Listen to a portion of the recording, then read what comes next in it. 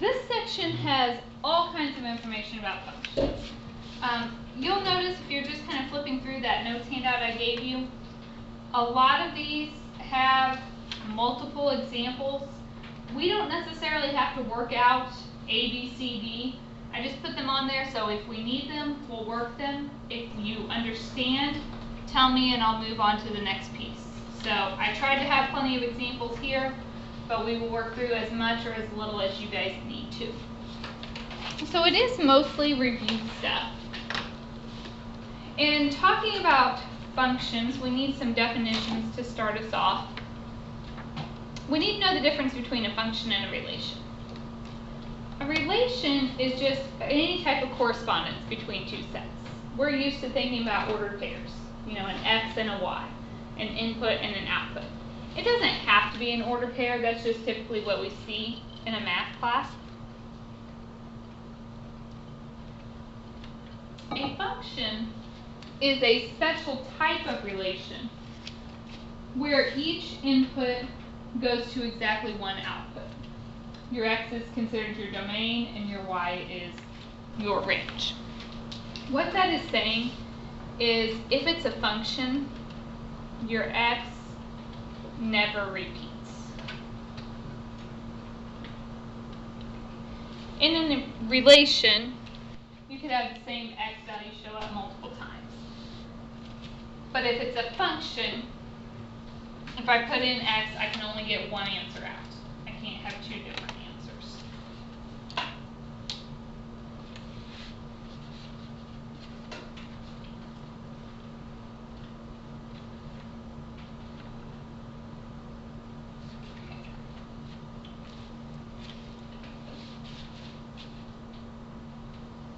So I just put a picture here. This is a mapping showing you your input and your output. Your input is like your X, your output is like your Y, or you could think of it as your domain and your range. This one is a function because none of my X values repeat, my inputs don't repeat. It doesn't matter if your Y gets repeated. That's okay. It's just the X that we're concerned with. So our first few examples, I just have some relations and I want to decide if these are functions or not. So I put this one up here, a table of values. Is this a function? Yes. What's my domain?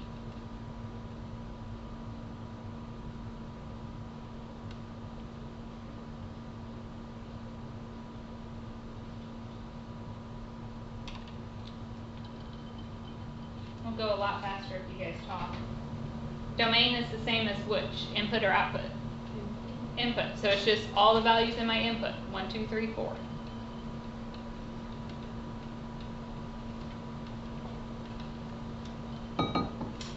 Range is your Y or your output. So if I list all of those values, you'll notice the 3 shows up twice. It doesn't matter, but you only list it one time in your range. So my range is just 3, 4, and 6. We don't do duplicates.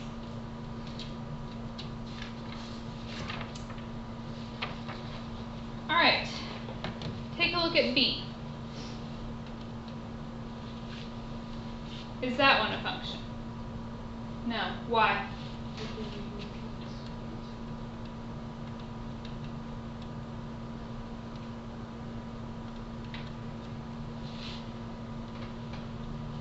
Okay. I could give you a set of ordered pairs. So the next slide I just put some sets up here and ask the same question. Is it a function? If it is, give the domain and range. So is the first one a function? Yes, we have all different X's. What's the domain? Just all of those X's. The range.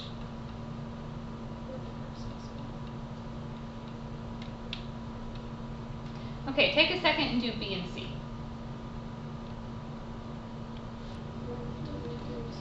1, 2, 3, 6. Range.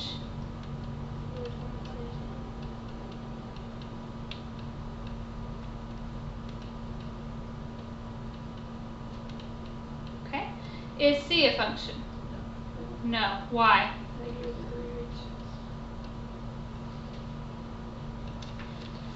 Okay, so if I give you a table or a set of ordered pairs, we're good.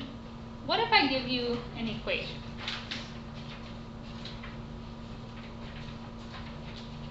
So y equals 2x minus 5. If it's a function, then no matter what I plug in for x, I only get out one answer. Okay, if I take a number and plug it in for x, we have to multiply by 2 and subtract 5. Is there any number in the world you could plug in, take it times 2, subtract 5, and get 2 answers for?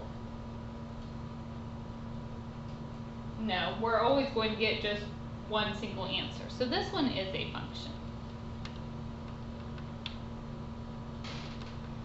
Domain, is there any number you can't plug in? Is there anything we can't multiply by 2 or subtract from? No, so what do we write if you can use anything? Except we're using interval notation now, so we'll go negative infinity to positive infinity. The range is talking about your y's, the numbers you can get out. Is there any answer we can't get out? Can I get positive numbers out? Can I get negative numbers? Can I get a 0? Yeah, so my range is also negative infinity to positive infinity.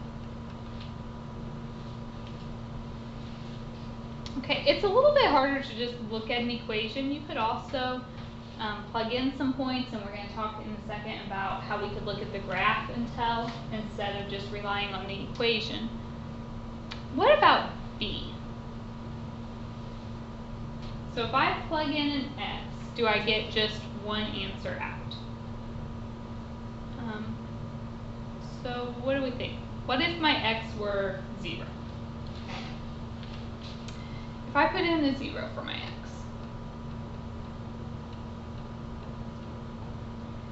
so I get 0 plus y squared equals 1. So y squared equals 1. If you want to get rid of a square, what do? And when you add a square root, what else do? So you get y equals plus or minus, the square root of 1 is 1. So what happened is I put in a 0 and I got out 1 for an answer, and I put in 0 and I also got negative 1. Is that a function? No. You have to be careful.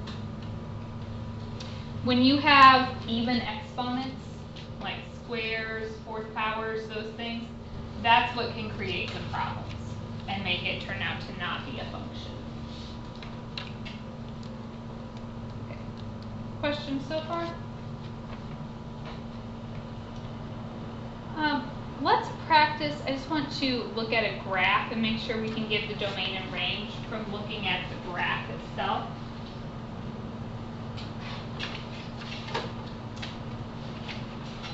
I apologize, this is really hard to see.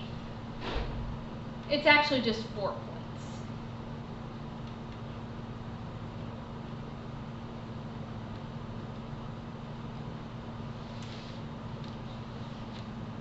Okay, so my domain, what 4x values do we hit? So if I look at each of these points and list their x's, the first one's at -2, the next one's at, okay, the next one's at, and the last one's at.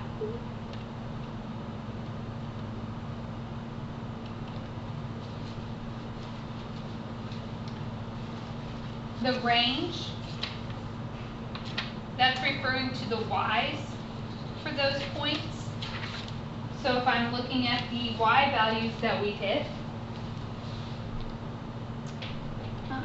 this one is -3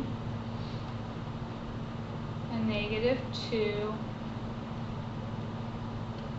+3, and +4. You don't have to list those in any certain order. I went small to large, but you don't necessarily have to.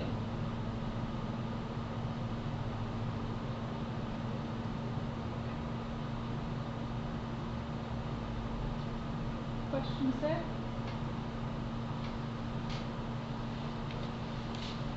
B, if I am giving this domain, we have to think about moving from left to right. We're talking about possible x values. So as I go from left to right, the first x value we hit is right here. What's that? -1. Okay, since I'm not just hitting certain points, I'm hitting everything because of the line, we have to use interval notation. So we're starting at -1. It does hit it, so it gets a bracket, comma. As I'm going from left to right, I'm hitting everything until I get to what x value?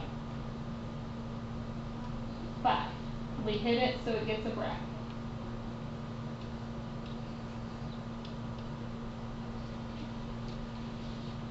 Your range, that's referring to your y's. So if you start at the bottom, what is our lowest y value? Comma, we go up, we're hitting everything until we get to 2, and we hit it, so it gets a bracket.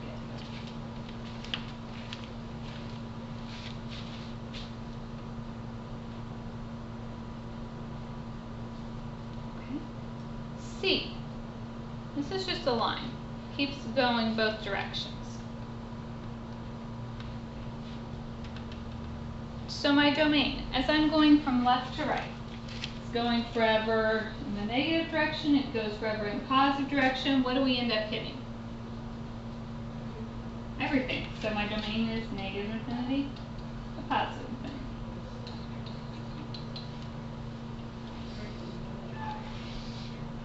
Range is talking about my y's. This end's going down forever, that one's going up forever, so what do we hit? Everything. So it is also negative infinity to positive infinity.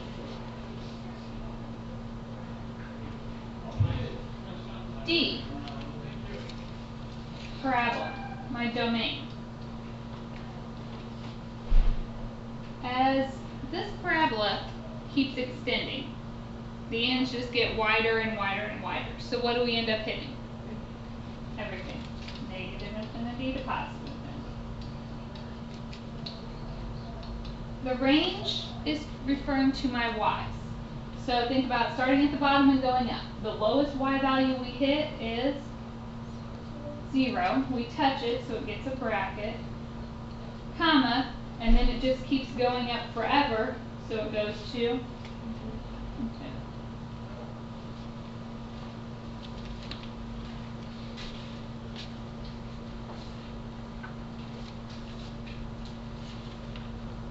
Questions?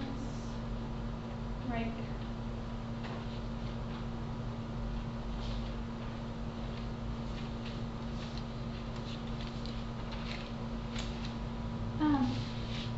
When we're talking about domains, if we're looking at a graph, we can get it from the graph.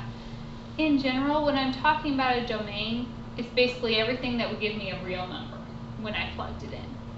So the things that we need to be careful of with domains, if there is a fraction, what can't happen in a fraction?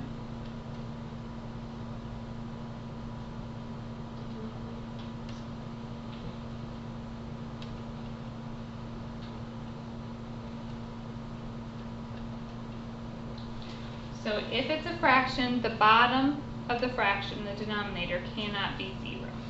We have to watch out for that. The second thing we have to watch out for, if we have even radicals.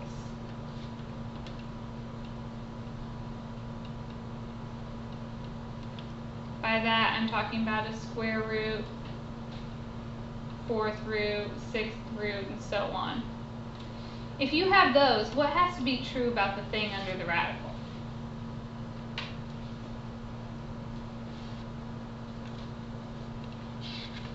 What kinds of numbers can you take the square root of and get a real answer? Positive. So the radicand, or the piece under the radical, has to be greater than or equal to 0.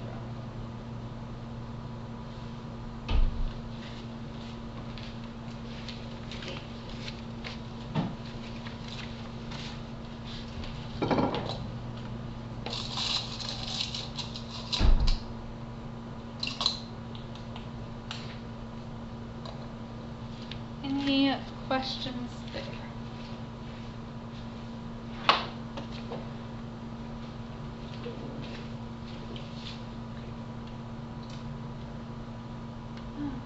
Do you guys remember how to look at a graph and tell if it's a function?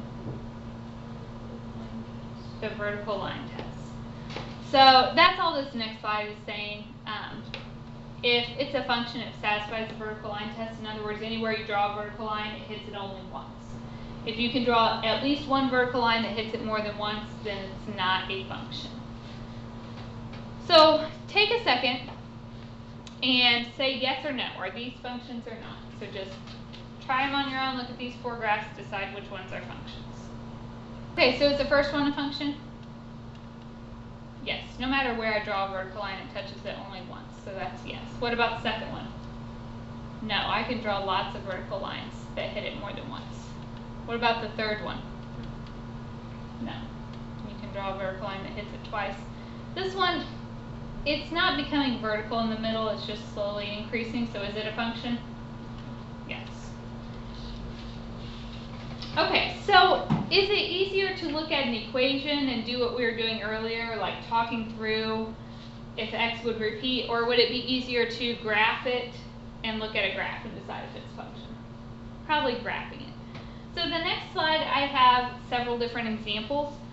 Why don't you pull out your Chromebook or graphing calculator, whatever you use, and we are going to use that whenever we can to try to help us decide these. I've got quite a few on here. We may not do them all. We'll just kind of see what we need.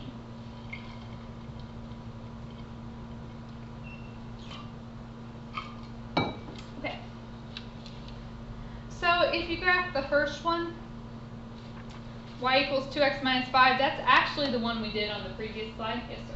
I think this must enter in the graph. It's easier to do that than the actual calculator on here. Yeah. Just the fact that you'll have to go through and select stuff manually because the keys on here might put in a different thing. Fine. I don't care. So we already graphed this, or did this one just by talking through it. If you graph it, what does it look like?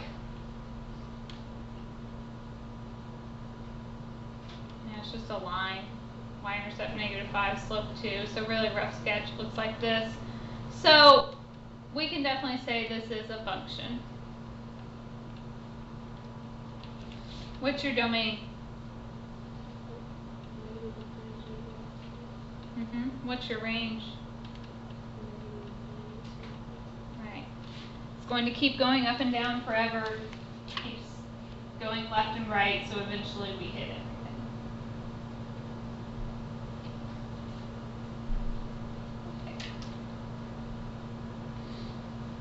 Next one, y equals x squared plus 3.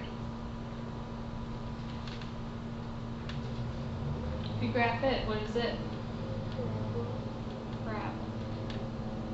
It's just kind of shifted up 3. We're just getting really fairly rough sketches here. So is that one a function? Yes. What's my domain?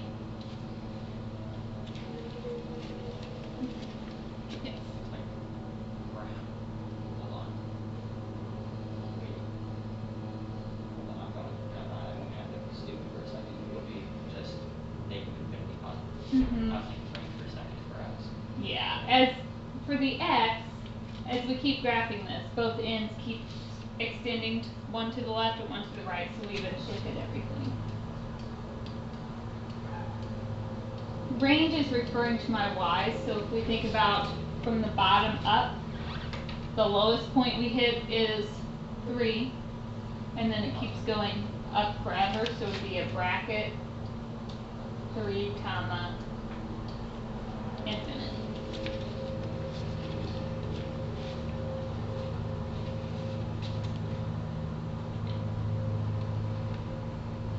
So far, so good? C. Can your calculator graph that one for you? Yeah. So we have to graph this one on our own if we want to graph. How could I do that on my own? What do I have to do? t-chart. Would it be easier to plug in numbers for the x or the y? Probably the y. Okay, so let's just try some negatives, some positives, and 0. See what happens. If I put in a negative 2, the absolute value of negative 2 is 2. If we put in negative 1, absolute value is, if we put in 0, we get 1, 2. So if I plot these, so we have 2, negative 2, 1, negative 1, 0, 0, 1, 1, 2, 2, and we know it can keep going.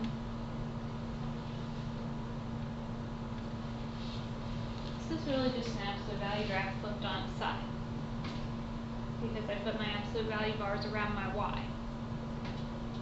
So is this one a function? No, it fails the vertical line test.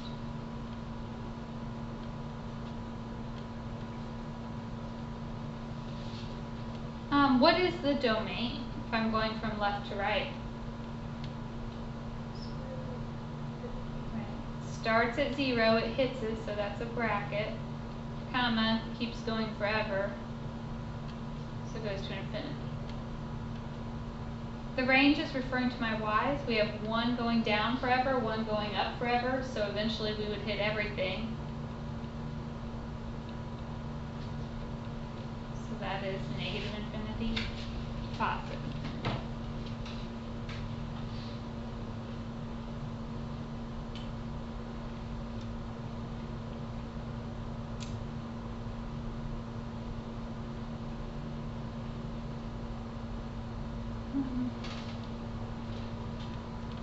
D.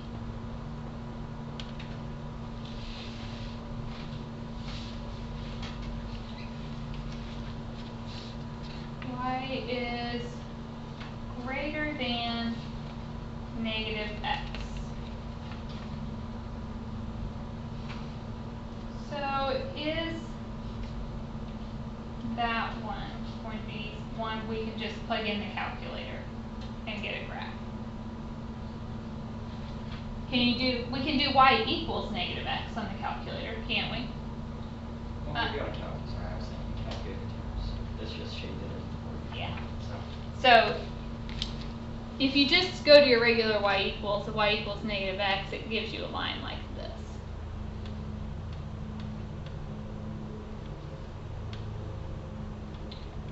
The greater than and less than, remember in algebra you did shading. If it's greater than, that shades the positive side. But really, anytime you see an inequality, is this going to pass the vertical line test? If I draw a vertical line, it's hitting everything in that shaded region. So is it? No. It will never be if it's an inequality.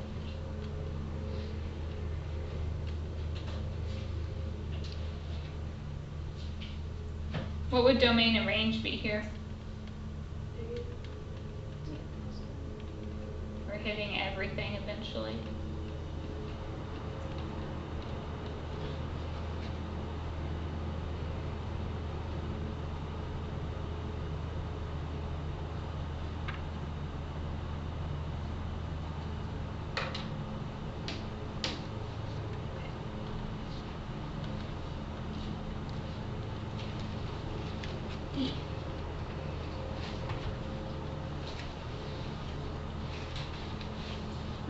You can plug that one in your calculator and get an idea.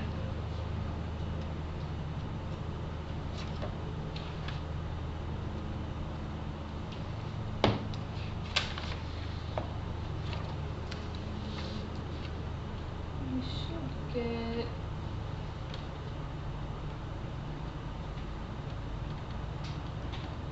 something like this, I think, if you plug it in. So does that pass the vertical line test? Yep, that's a function. Domain, you can tell from your graph or from the equation itself.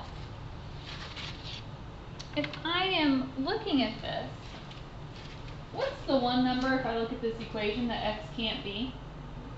-2. You can get that from the graph too. You have everything before -2 and everything after. So your interval notation would be -infinity to -2 union -2 to infinity. We break at -2, both of those get parentheses because they're not equal to. So that's telling me everything smaller than -2 and everything bigger than -2.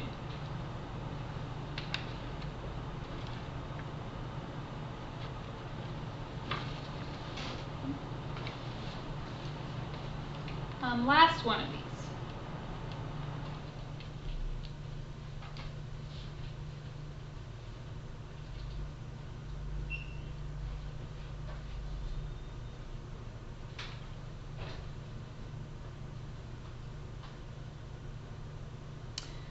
So if you graph this one, you can put it in your calculator. Oh, I didn't do my range, did I? My range. Sorry. This piece over here is hitting all the negatives. This piece hits all the positives. What's the one thing we don't hit? It's -infinity to 0, union 0 to infinity.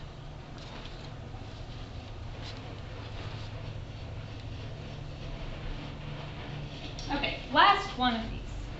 If you graph F, you can put that in your calculator. And I think you get a graph that looks kind of like this. So is that a function? Yes.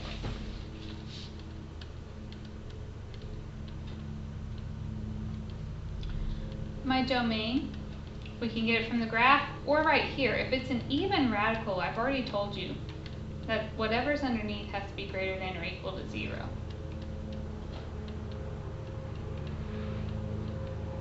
So x is greater than or equal to -1/4. Does that match this graph that we have? Yeah.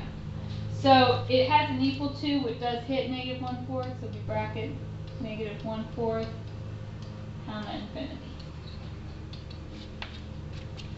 The range is my y, starting at the bottom, going up. What's the lowest value we hit? 0. And then it goes up forever to 0 to infinity.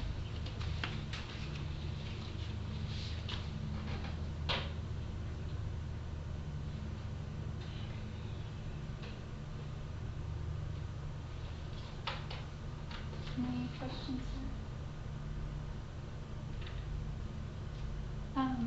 Would it be okay if I just talk about like one more example and then stop for the day? Tomorrow we're just finishing this section. So the last thing I want to talk about today is function notation. In function notation, your f of x gets replaced with a y. So if I had like an ordered pair 2, 13, that's the same as saying f of 2 equals 13. When x is 2, your y is 13. So I just wanted to do one example with evaluating some functions, and then I'll pick up tomorrow with more of these. So I gave you a couple here, and I just wanted to see if you knew how to evaluate this. So the first one, when I say f of -3, what does that mean?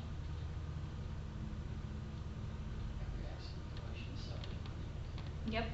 So I'm going to go to function f, and I'm going to replace all my x's with a -3.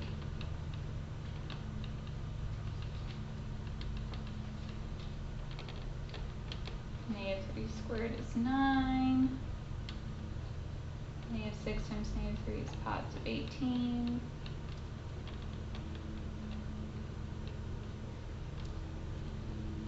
So I get 13. F of r, what do we do?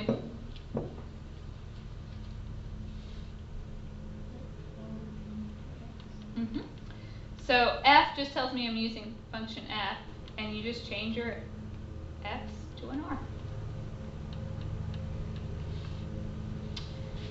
And there's nothing we can do to simplify there, so I'm done at that point. Last one for today. G of r plus 2. So this time I'm plugging it into G. G is 3 times x, which I'm replacing with r plus 2, plus 1.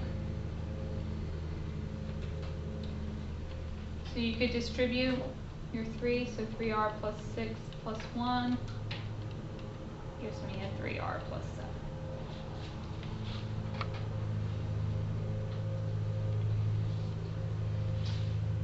Any questions over what we've covered today?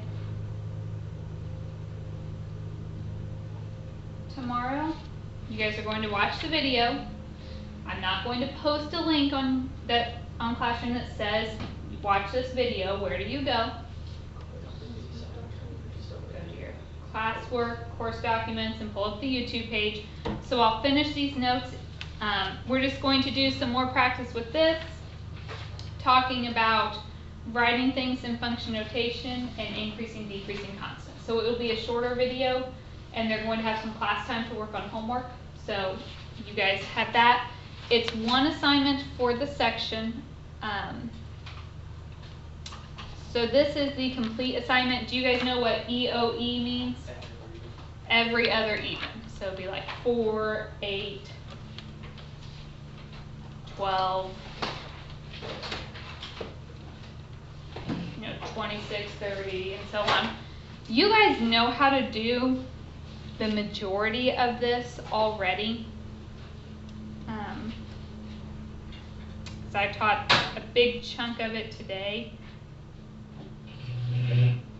You could probably go up through problem 54 right now if you chose to. But like I said, tomorrow will be a short video and then time to work. And you've got 8 or 9 minutes right now.